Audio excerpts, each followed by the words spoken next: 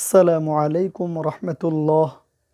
প্রিয় দিনী ভাই এবং বোনেরা, আমাদের উৎকণ্ঠা, দুশ্চিন্তা এবং সমস্যাগুলো মিটিয়ে নেওয়ার জন্য যেই দোয়াটি পড়তে হয়, আজকে আমরা সেই দোয়াটি শিখব।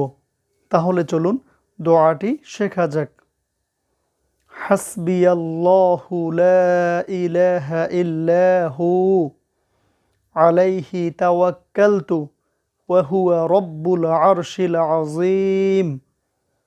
আমি সম্পূর্ণবার দোয়াটি আবার বলছি।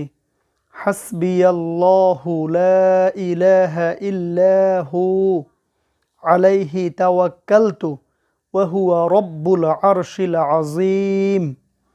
প্রিয় দিনী ভাই এবং বোনেরা, উম্মু দারদা রাদিয়াল্লাহু তাআলা আনহু বর্ণিত হাদিসে বলা হয়েছে, যে ব্যক্তি সকালে ও সন্ধ্যায় এই আয়াতটি 7 বার পাঠ করবে, আল্লাহ তাআলা তার দুশ্চিন্তা, উৎকণ্ঠা এবং সকল সমস্যাগুলো মিটিয়ে দিবেন।